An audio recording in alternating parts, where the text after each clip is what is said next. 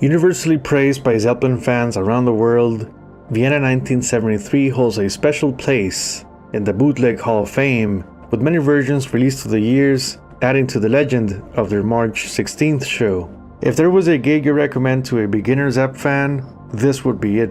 A balance of old and new material at the time, all with instrumental tenacity of working band hunger, slowly arriving at absolute stardom. Now, what makes this concert rise above hundreds of dates from the band's 12-year existence? There's no such thing as a perfect show, of course, but the energy contained in this historical document really captures the group's power in ways you sometimes wish the song remains the same would have been shot in Vienna instead of New York. It's that good. Now, for some context, in a similar playbook to episode 1 of this series, Vienna 1970, Led Zeppelin played a UK winter tour in December 1972 through January of 1973, with their last date on the 30th at Guildhall, Preston. This concert run was notorious for the untimely issues concerning Robert Plant's early day high range, which was technically lost at Sheffield on January 2nd. His voice was gone. From this point on, his vocals were never the same, having to resort to alternate phrasing on some tracks and accepting new limitations for his rockstar obligations. Led Zeppelin had a small vacation away from the stage of 28 days until March 1st, which gave Robert precious time to rest his vocals, while the band patiently waited for the postponed release of their 5th album due to printing color issues. A 14-day European tour was booked March 2nd through April 2nd, coming back to countries they'd been away from for almost 2 long years, focusing on the British and North American markets. With the pressures of the rock and roll industry growing ever so competitive, it seems John Bonham took it upon himself to raise the stakes of Led Zeppelin's instrumental capabilities. Despite his European tour having no Moby Dick on the set, Bonzo played so many awesome fills and ideas that these concerts are a definite highlight of his powers. Playing Vienna was an obvious booking choice for 1973, but this time they didn't return to Concert House like 1970. Wiener Stadthalle, or Viennese City Hall, was selected for Led Zeppelin's comeback, now with 4 albums, and several unreleased songs on the set. I know what you're thinking, why was Concert House left out? Well, the venue remained active throughout the 70s, with 1971 having 28 shows, including ELP, Miles Davis, Santana and Jethro Tull. Wiener Stadthalle hosted the sensational British Superstar Festival in September 1971, and this of course put its name on the map after a slow run in the 60s. While Concert House remained a part of the rock and roll circuit, the Stadthalle had a 1972 schedule with bands like Emerson, Lake and Palmer and The Who. Led Zeppelin playing next was just logical. Built in the late 50s, it opened its doors in 1957. By 1958, it had 4 different halls. A and B were used for sports, C was an ice rink, and D is the one used for concerts. With its modern design at the time, its music history began in 1960 with the usual touring jazz characters of Oscar Peterson, Stan Getz, and Miles Davis. While the concert hall didn't host more than 34 gigs throughout the 60s, it featured top names like the Rolling Stones in 1965 and 1967, plus the Beach Boys in 66. 1968 had the Bee Gees and B.B. King, while 1969 had Miles Davis coming back with his electric voodoo bitches brew style. The Stones returned in 1970. By the time of Led Zeppelin's 1973 visit, the venue saw performances by Jethro Tull and Robin Trower on January 29th, T-Rex and Status Quo on February 19th, and Deep Purple on March 14th, just 2 days before Page, Plant, Jones, and Bonham took the stage. It's also worth mentioning Led Zeppelin's 1973 dates in Germany and Austria were handled by promoters Lipman and Rao, who became prominent figures of the concert music business. Working out the best venue conditions was part of the deal. Now check out their concert calendar for 1973. You had Zeppelin, ELP, Traffic, and King Crimson playing similar venues, with ELP and Crimson a day apart from each other. Vienna was Led Zeppelin's 5th show into their European tour after Denmark, Sweden, and Nuremberg, Germany on the 14th. Hit singles charts in Austria had the Swedes' Blockbuster at number 1, with Elton John's Crocodile Rock and Slade's Come On Feel the Noise on the same list. Led Zeppelin's setlist for Stadthalle 1973 was pretty much the average selection for this tour, with the exception of Heartbreaker being one of just 7 times it was performed in Europe. Now, it was Vienna's first time listening to all the songs from Led Zeppelin 4 and Houses of the Holy, just 12 days away from being released. The acoustic chants of Brunner Stump and Hola Love were also live premieres in Austria. On the contrary, the Viennese audience had experienced Since I've Been Loving You, Heartbreaker, and Dazed and Confused back in 1970. There seem to be only 2 known photographs from the show, 1 and 2. The band wore pretty much the same outfits as Scotland 1973, with Jimmy and Robert repeating these iconic pieces throughout the year. Jones revisited his clothing style from Nuremberg, and Bonzo looks like he wore a black shirt. Judging by the photograph, it's funny to see only 2 Led Zeppelin symbols remain on the stage past 1972. Gear-wise, there's a combination of orange and Marshall cabs, plus Jones' set of keyboards, Mellotron included. There's also a very limited lighting rig behind Bonzo's Ludwig Green Sparkle kit. It looks like it's gonna fall on Bonham's head. So let's go back to March 16th, 1973, when T-Rex's album Tanks was released. The New London Bridge was opened. The Godfather won Best Drama at the 25th Writers Guild of America Awards. And Operation Homecoming had American prisoners of war in North Vietnam released, such as the case of Army Captain Jim Thompson, who was held almost 9 years in a Viet Cong prison.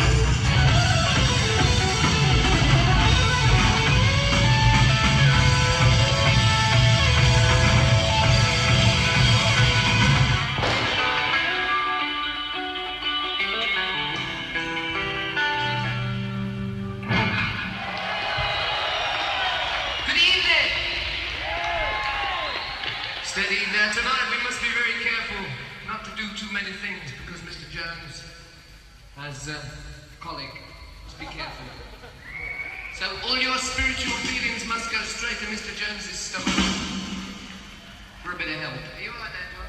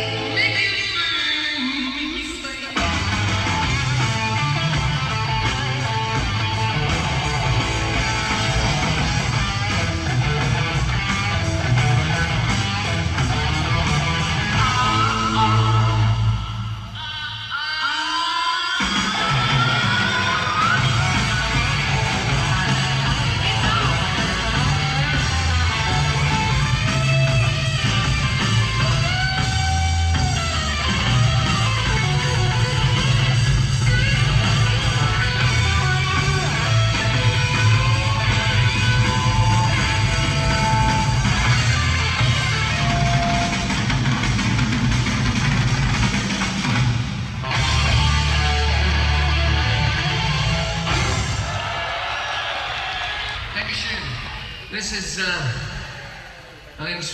number that features Mr. Jones on piano, and he's having a lot of trouble getting the band. This is a song that in England is understandable because wherever you go to enjoy yourself, Big Brother is not very far behind. And Big Brother is a term used for a paranoid establishment. And if it's ever happened to you, you know what it's like. But this is what comes of walking through the park with a packet of cigarette papers.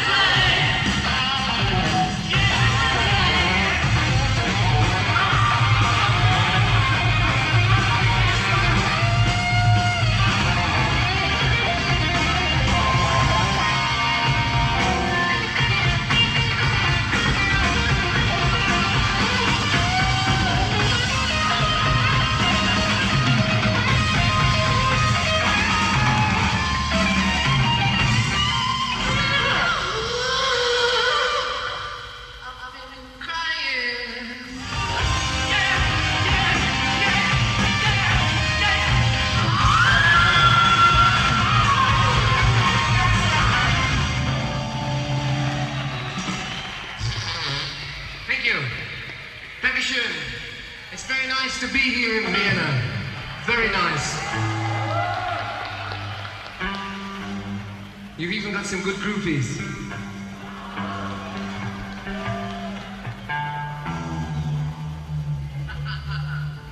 This is a song of the new album which comes out sometime this year. The LP is called Houses of the Holy. We all hope you rush out and look at the copy. And this is a song about little schoolgirls, not too little, mind you, not too little, and my love for them. Remembering what happened to Jerry Lee Lewis, I think I'll take it easy. Mr. Bonham there, £200.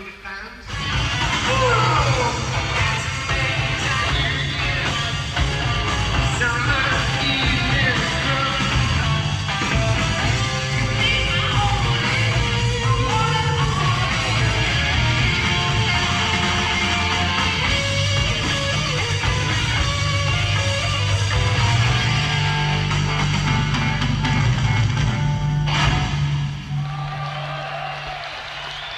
Very nice to be walking towards the mic stand.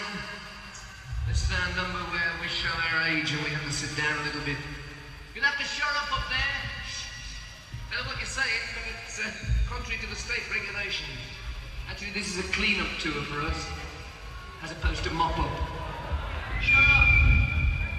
Here is a song that was written in the mountains in Wales, where there is no electricity, no running water, no chicks. Actually, I tell a lie, and plenty of sheep. It is a song about a little dog who I know very well. This is a song called Bonham. Oops. This is a song with a Welsh title. It's a song I enjoy singing in foreign parts, because it reminds me of the good times that I have with my dog. And for those people who can't speak English, this is called Bonham Stump, and you can all help us with the aid of your johnnies. We must wait for Mr. Jones, who has a bad tummy. Bless you. No, don't do that. Nick's Putin. You've got it. It's just the rhythm. Don't kiss my enemy. That's the way it should be. I believe it's 2 or 3, so fine.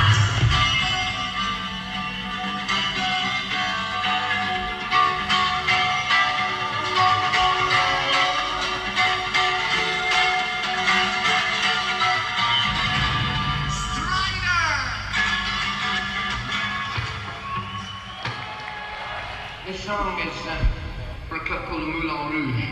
and Mr. Bonham's delight at the Moulin Rouge tonight for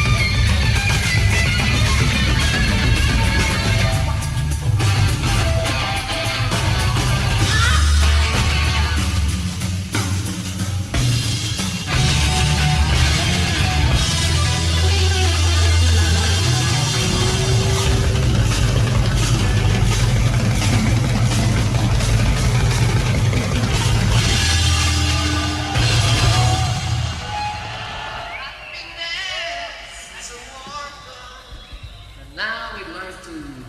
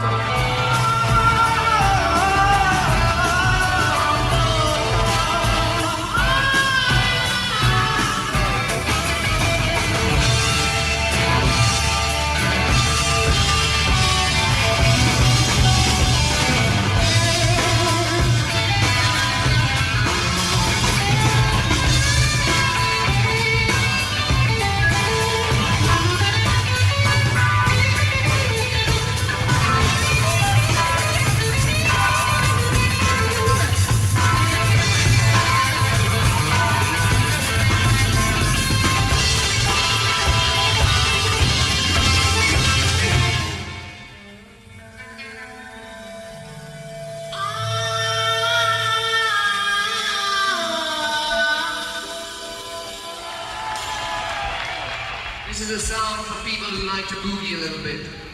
In fact, it's the most basic thing that anybody can possibly do.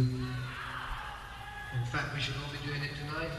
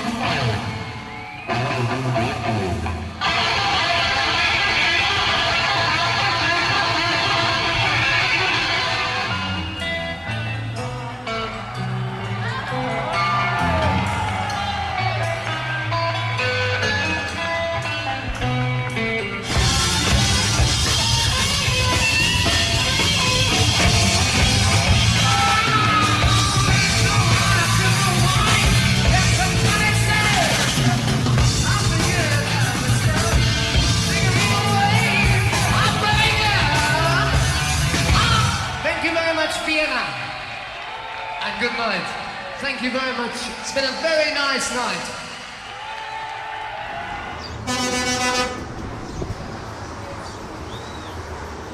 Past their Vienna performance, Led Zeppelin traveled to Munich for their March 17th show, which you can check my concert retrospective of here in the channel. The group's European tour would continue until April, and it was the last one to feature John Bonham's Green Sparkle Kit.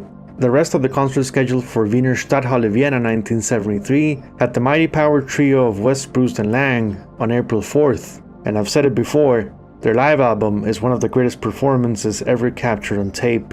The Rolling Stones returned with their Goat Head Soup vibes on September 1st. Pink Floyd was next on October 13th, in the middle of their Dark Side of the Moon tour, promoting their smash hit record released on March 1st. Duke Ellington and Miles Davis played a double feature on November 3rd. Santana's Welcome Tour visited Vienna on November 30th. Last show of the year was Joan Baez on December 2nd. Stay tuned for the third and last part of the series as we revisit Led Zeppelin's last show in Vienna, this time on their final tour of 1980. For the meantime, don't listen to Meat Loaf's Bat Out of Hell. Be sure to hit the like button, subscribe, thank you. Bye bye.